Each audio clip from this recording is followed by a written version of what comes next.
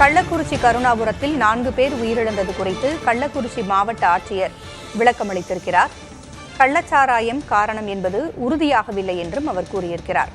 கள்ளக்குறிச்சியில் 4 பேர் உயிரிழந்தது தொடர்பாக கள்ளச்சாராயம் காரணமாகத்தான் அவர்கள் உயிரிழந்ததாக அங்கு இருக்கக்கூடிய மக்கள் கூறி வந்த நிலையில் ஏற்கனவே மாவட்ட ஆட்சியர் கள்ளச்சாராயம் அதற்கு காரணம் அல்ல என்பது கூறப்பட்டிருந்தது.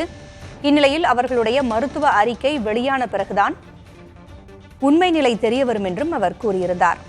இந்நிலையில் 11 பேர் சிகிச்சை பெற்று வந்த நிலையில் அவர்கள் மேல் சிகிச்சைக்காக மற்றவர்கள் அனுப்பி வைக்கப்பட்டிருக்கிறார்கள். பாதிக்கப்பட்டவர்களின் இரத்த மாதிரிகளும் ஆய்வுக்காக அனுப்பி வைக்கப்பட்டிருப்பதாக கள்ளக்குறிச்சி மாவட்ட ஆட்சியர் தற்பொழுது விளக்கமளித்திருக்கிறார்.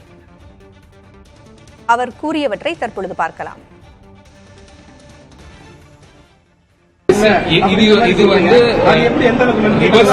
அந்த இடத்துல கண்ணு கூட்டி மரணம் செய்வோம் தாமோதரன் 3 பேர் நபர் வச்சுதான் சொல்றாங்க. ஆனா பல முறை கமெண்ட் கொடுத்திருக்கிறாங்க. அந்த பாதிக்கப்பட்ட தாயார் உறவினரும் பேட்டியை கொடுத்திருக்கிறாங்க. நைட்டு 1 மணில இருந்து அவங்க சிம்டம்ஸ் கண்ணு தெரியல வயிற்று போக்கு கண்டிப்பாக அந்த மாதிரி ரிப்போர்ட்ஸ் வந்தாலும் நம்ம பிக்கப் பண்ணிட்டு விசாரணை பண்ணிடுவோம்.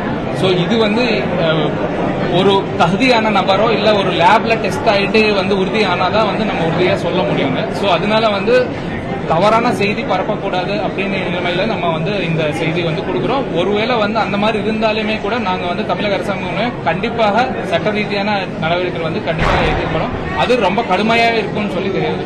குறிப்பா வந்து கள்ளக்குறிச்சி டாஸ்மார்க்கோட சாராயம் வந்து அவங்க நேற்று நைட் 1 மணிக்கு வாங்கி குடிச்சது அப்படின்னு சொல்றாங்க. இதெல்லாம் இந்த ரிப்போர்ட்ஸ் வந்து வீல் என்கொயரி இன்ட்விட்டுங்க. இது உண்மை தன்மை என்னன்னு பார்த்துட்டு தாங்க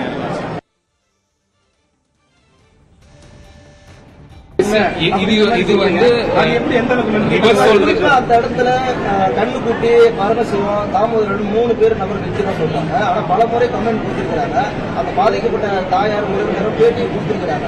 நைட்டு 1 மணில இருந்து அவங்க சிம்டம்ஸ் கண்ணு தெரியல வயிற்று போக்கு கண்டிப்பாக அந்த மாதிரி ரிப்போர்ட்ஸ் வந்தாலும் நம்ம பிக்கப் பண்ணிட்டு விசாரணை பண்ணிடுவோம்.